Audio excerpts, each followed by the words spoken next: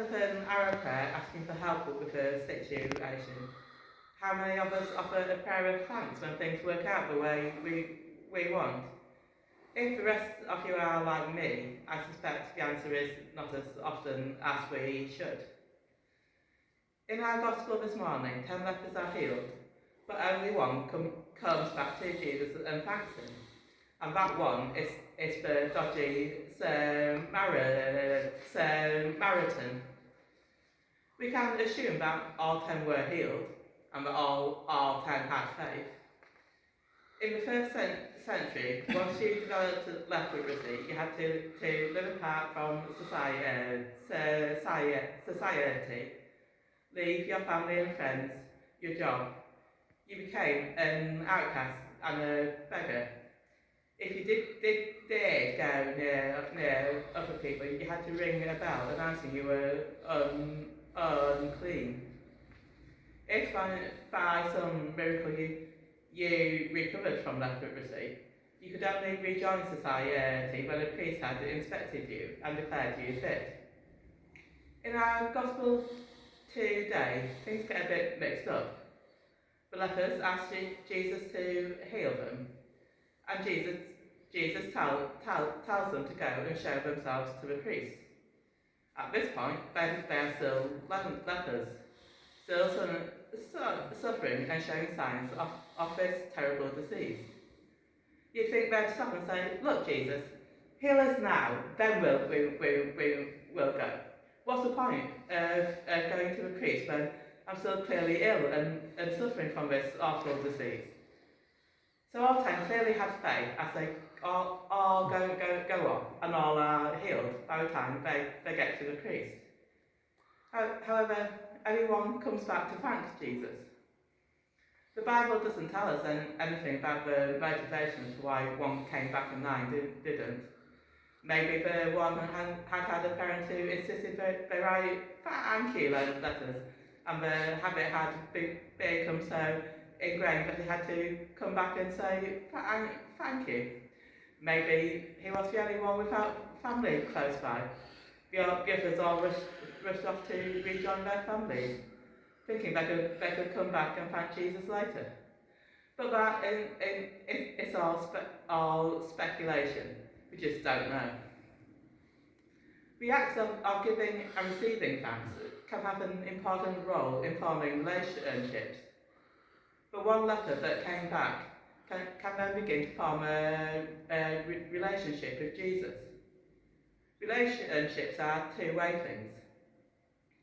If someone is taking from others all the time, whether that be in terms of physical help and effort, material things such as money, or in emotional ways, if one person in a relationship is always demanding or moaning, the relationship isn't likely to last.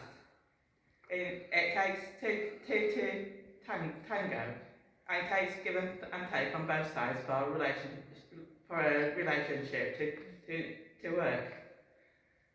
I think this can apply as much to our relationship with God as it does to our relationships with each other.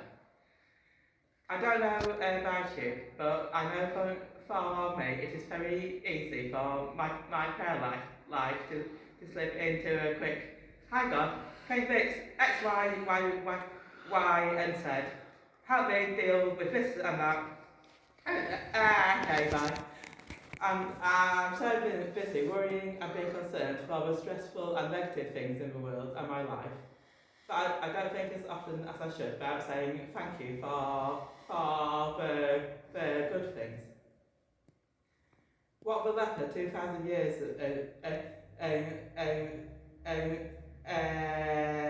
ago knew, a quick internet search will show that modern science has confirmed. Taking time to notice the good things, give thanks, and be grateful can improve your mental health. We maybe need to make thanking God and our identity find things to be thankful for a core part of our prayer life. But it's one thing saying be grateful when you have roof over your head, one closed, and food on the table. When I was writing this sermon, I found myself thinking, but what if you are really struggling? How can you be thankful then? I then came across an interview with a guy called Eli Sharabi. Eli's wife and two daughters were killed in the 7th of October attack on Israel. And Eli was taken as a hostage into Gaza.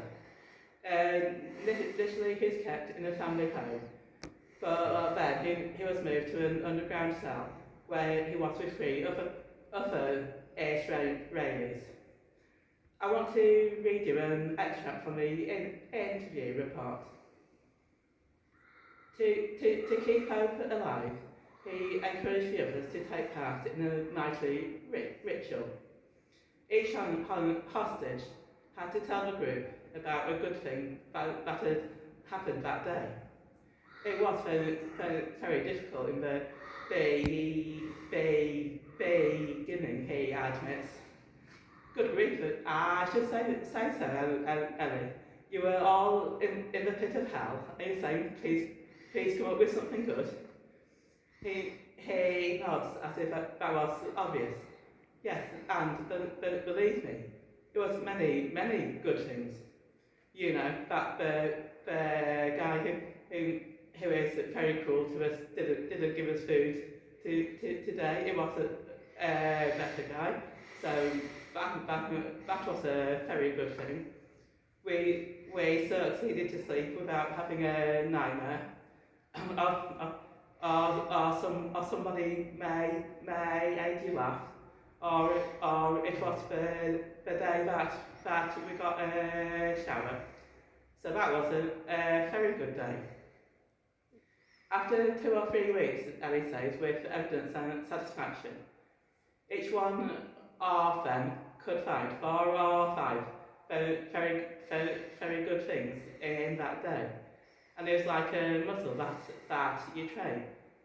That's how we say optimistic. Now, I can't even begin to imagine how awful Ellie's situation was. And it amazes me that they could still find it in themselves to be grateful for things.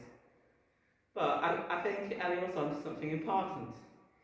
It can be so easy to get caught in a cycle of negative thinking, concentrating only on the bad things. And this can damage our relationship with God, as we may start to blame Him for all the bad stuff, even when it might be the result of our own choices. Yeah, it seems in the very worst of situations, if you look hard enough, you may find something to give thanks for.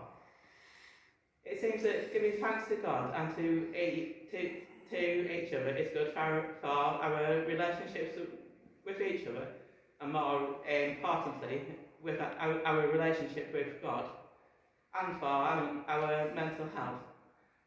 So my challenge for myself and for you to try and do this week is like an Ellie each night, find something to thank God for. And if it involves another person, try and thank them as well. So I will finish by thanking you all for listening to me.